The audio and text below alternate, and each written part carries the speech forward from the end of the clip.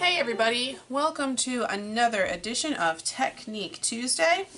Today I want to talk to you about Sgraffito.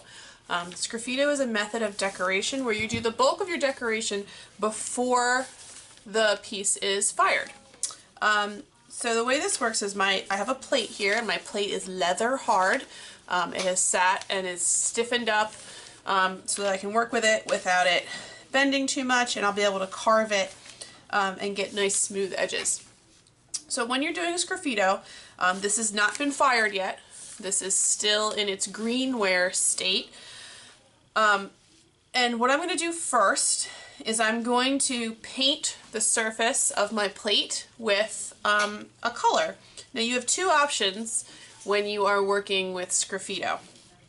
You can use either underglaze. This is a bottle of underglaze. It has a green label and it says underglaze, okay? Velvet underglazes. Or you can use something called engobe. This is an engobe. It's spelled with an E, engobe. They're both roughly the same. They both act roughly the same.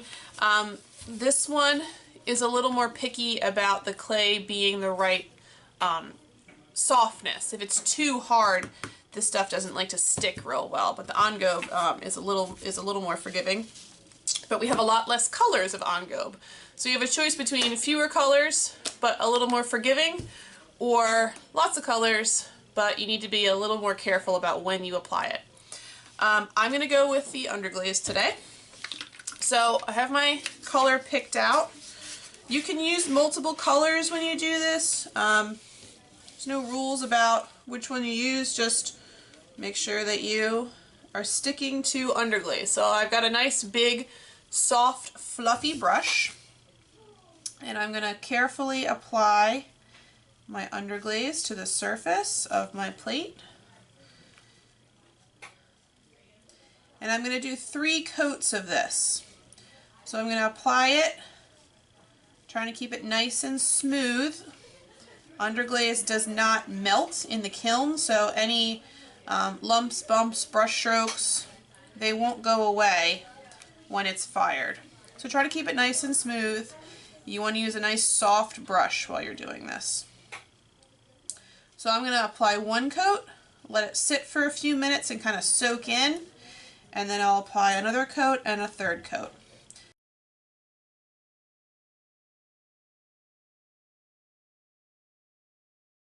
Okay, I've let my plate sit for a few minutes, and the underglaze is a little more adhered to the surface of my plate, and now I'm ready to start planning my design. So when you do this, Sgraffito is not very forgiving in terms of if you make a mistake, being able to fix it. So you want to take your time in your planning. And so I'm going to take any kind of pointed tool, and I'm going to lightly sketch my design first. I'm not actually carving anything out. Oh, I don't like this tool. I'm not actually carving anything out just yet. I'm just going to plan out carefully my design. So I'm just lightly sketching. I will carve all of this deeper later, but for now I'm just going to lightly sketch and get everything where I want it.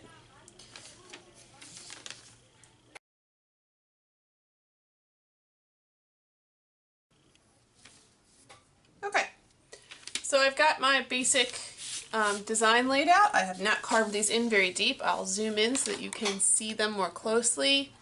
They're kind of messy, they're kind of rough. I just wanted to sort of get everything in place, and now I will start to really carve my design. So when I'm carving, I want to use some of these mini loop tools. Okay, these are some of the tools. Okay, whoop. These are just very small loop tools. I'll put my finger in here so you can kind of see. They're very small, and they're for little details.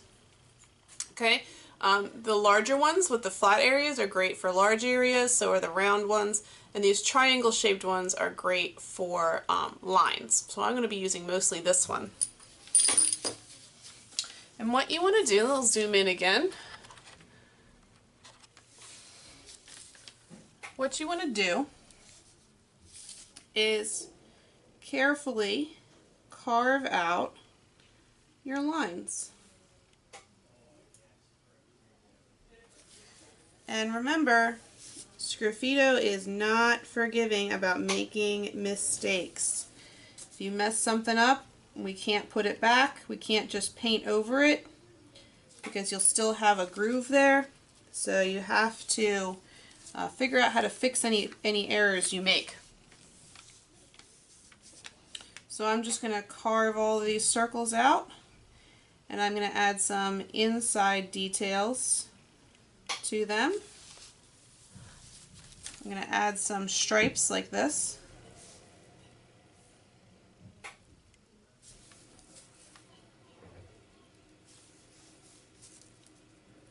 Just to make it a little more interesting. Okay, and I'm going to do the whole plate, and we'll see the end result.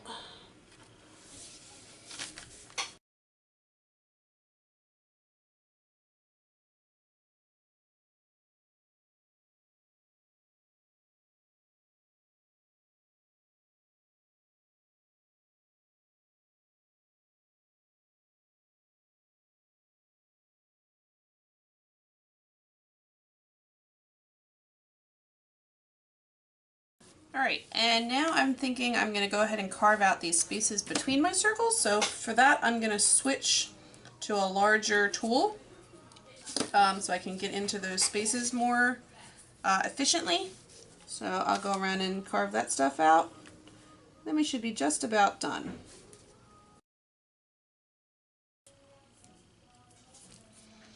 Okay, now lastly I want to show you something here. Let's zoom in. Ooh, wrong way. Okay, now if you look at a couple things. One, you can see that there are lots of little bits and pieces around my shapes that I've carved out. There's little pieces of clay. Where am I on my camera? There's little pieces of clay. You're going to be really tempted to brush these off with your finger. Don't brush them off. If you do it while the engobe or the underglaze is still wet, you will smear something and damage it. You want to wait until the piece is dry and then brush these little bits and pieces off. So it's very, very tempting. You have to fight that urge because you're going to damage your project otherwise. You want to do some like cleanup work once the piece is dry. The other thing I want to show you is this edge.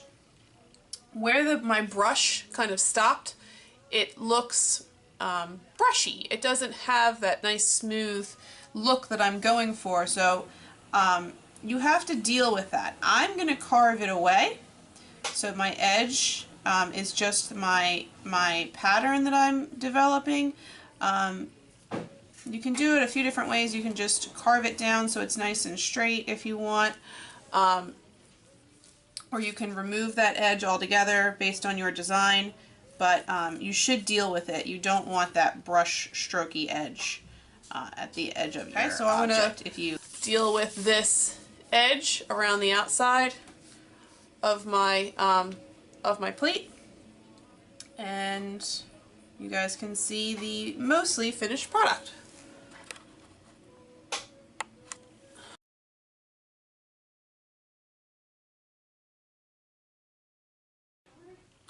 Okay. So there you go. There's my finished Sgraffito design. From here, I would let this dry out. I'd brush off any of these little bits and pieces on here, maybe go over and smooth any last minute little things. But for the most part, you need to avoid touching anything that's been painted. If, for example, you started carving but you didn't finish in one class period, this is important. So you'll notice I've been working on top, excuse me, I've been working on top of a piece of newspaper. This does a couple of things. The newspaper makes it so that I can spin my project without it, without having to touch it very much, because I don't want to flex it or damage it, so I can use the newspaper to spin on top of. The other thing is our bags that we store our projects in are very dusty, and you don't want dust to get trapped in your color, okay, especially if it's one of the darker colors like black. So what the newspaper does is I can gently pick this up, I can knock off any of these little pieces, and when I store this, if I have to continue carving on another day, I would take this newspaper and wrap it up and put it in a bag so that the bag does not get dust all over my project. I don't want my project to get dusty at this point. So work on top of a piece of clean newspaper to keep everything from getting dusty. So from here I would let this dry out, clean it up if I need to, and then let it get fired. And then after it's fired, I will coat it with clear glaze or maybe a transparent colored glaze, and my project would be done and beautiful. So thanks for watching Sgraffito. Take a look at the examples that are coming up, and we'll see you in class.